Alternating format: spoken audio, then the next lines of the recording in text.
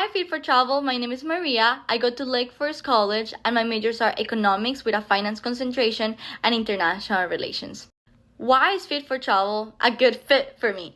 Well, I love to travel, and I knew since I was little that traveling was gonna be a big part of my life, and it is. Since I graduated from high school, I packed my bags and I went to volunteer in Hawaii. Then I went to the middle of Alaska and I worked there for months, and then I did that in Colorado as well. So when I saw the posting in Handshake, even though I didn't know what Fit4Travel was, I immediately felt something. I knew this was for me. I think life is way too short but yet too long for humans to not move their bodies and not to try every single activity they can, any hobby. I think we should all try surfing, kayaking, scuba diving, running, and just like moving our bodies and experience cultural diversity in doing all of this. And I think this is what Fit4Travel does. It creates meaningful experiences tailored for customers, and I will want to be part of that. Why am I a good fit for Fit4Travel? Well, I love data and I love analyzing and understanding and problem solving information or anything. I am really efficient at creating solutions and tailor things depending of the client. I can be really creative and really efficient with managing information. But I'm also really good with my soft skills. I love talking, as you can tell, and I think I'm really good with people. I'm really empathic, and I think this is important when you are creating traveling experiences for clients, because you have to understand each people's reality, their age, what their goals are, what they are afraid of, maybe what their dreams and their passions are, if they have any illnesses or anything in their body that maybe limits them to do certain activities. So I can gather all of this data, understand it, and then create tailored plans for each of them. So I think I can bring to the table a lot of this communication and soft skills, but also my efficiency in understanding numbers and information in a timely manner. A challenge that I've overcome, for example, when I was working with QuickBooks, I had to take really hard calls. When you're calling customer service, it's probably not because you like their services. So I had to take a lot of angry customers, and most of the time they were a little old. So I had to explain them and have to be patient with them about their whatever problem they were having. So I created a lot of resilience, and I grounded myself a lot in being patient and understanding, and also the way that I tailor how I spoke to them and how I transfer information.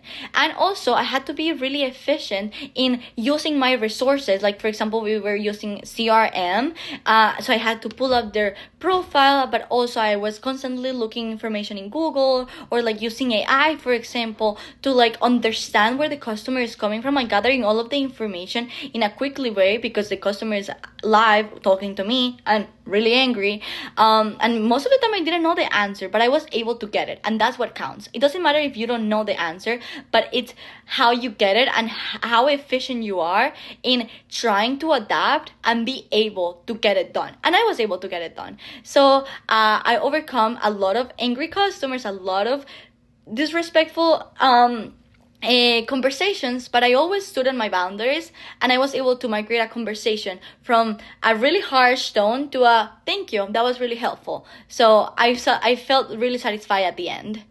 Now, when it comes to attention to detail, right now I'm working with a financial planning company, and they're migrating data from Navaplan to MoneyGuide. These are two financial planning tools. Data is gathered in a complete different way, and they manage cash flow completely different. So I have to go into each client's profile and gather all of this information, their pension, their retirement, their insurance, and understand how the all program analyze this information and be able to translate it into how we are now approaching data. This is really important, and it sounds really fast forward and easy, but no, because there's a lot of details and a lot of things that can go wrong or can be read it differently. For example, if inflation changes for a bit in each program, then the plan is going to be completely different. Or for example, the different insurance they have, or how they manage expenses, or like if they're in Medicare, or if they're like not yet receiving Medicare benefits, or RMDs, all of these things in retirement